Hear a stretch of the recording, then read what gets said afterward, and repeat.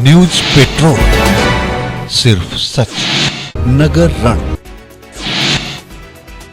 प्रतापगढ़ से एक खबर आपको बता रहे हैं। नगर रण में जहां टिकट की दावेदारी को लेकर पार्टियों के भीतर रार मची है।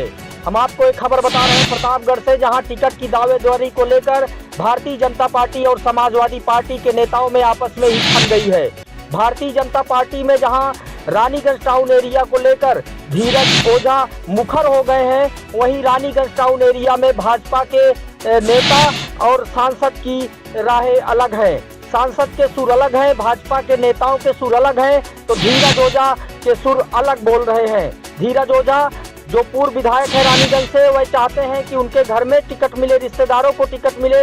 वहीं टाउन एरिया रानीगंज के अध्यक्ष पद के लिए भारतीय जनता पार्टी और सांसद के सुर अलग बोल रहे हैं, वह टिकट किसी और को चाहते हैं। हालांकि पैनल में नाम रानीगंज पूर्व विधायक धीरज ओझा के रिश्तेदार का भी गया है, लेकिन टिकट कौन फाइनल करेगा ये वक्त बताएगा। लेकिन कुल मिलाकर के आप देख सकते हैं किस तरह से टिकट के लिए भारतीय जनता पार्टी में रार मची है, खेमेबाजी और गुटबाजी सामने आ रही है। वही समाजवादी पार्टी में भी आप समझ सकते हैं किस तरह से रार मची हुई है, जहां 3 धड़ों में दिग्गज नेता टिकट को लेकर बट गए हैं, टिकट के डिसीजन को लेकर बटे हैं। पूर्व विधायक सदर मुन्ना यादव और जिला अध्यक्ष छविनाथ यादव के साथ ही सपा की कोर कमेटी में टिकट को लेकर रार चल रही है। इस तरह से 3 धड़ों में समाजवादी पार्टी बटी हुई है, जहां कुछ लोगों पर आरोप लगाए जा रहे हैं कि वह अनायास टिकट के लिए दबाव बना रहे हैं। यही नहीं, पूर्व इमलसी प्रत्याशी विजय यादव से सपा नेताओं की पार्टी कार्यालय पर झगड़ा हो गई। झगड़ा इस बात को लेकर हुई कि सूत्रों की माने तो सूत्र बताते हैं पूर्व सांसद सीएस सिंह के बेटे के चहेतों की पैरवी के लिए सपा कार्यालय पर आपस में झगड़ा हो गई और सपा नेता विजय यादव समाजवादी पार्टी के पदाधिकारियों पर बिफर गए।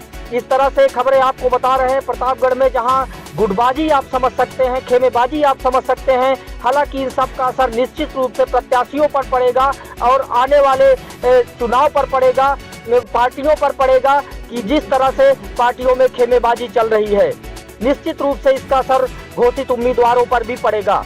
हम आपको एक खबर बता रहे हैं प्रतापगढ़ से, जहां अंततोगत्ता फाइनल हो गए 3 नामों पर मोहर लगी टिकट को लेकर, जहां भारतीय जनता पार्टी में पूर्व विधायक हरि प्रताप सिंह, संतोष मिश्रा और उनके साथ ही श्याम सुंदर टाऊ के नाम पर अंतिम मोहर भारतीय जनता पार्टी ने जिले से लगाकर प्रदेश कार्यालय भेजी है।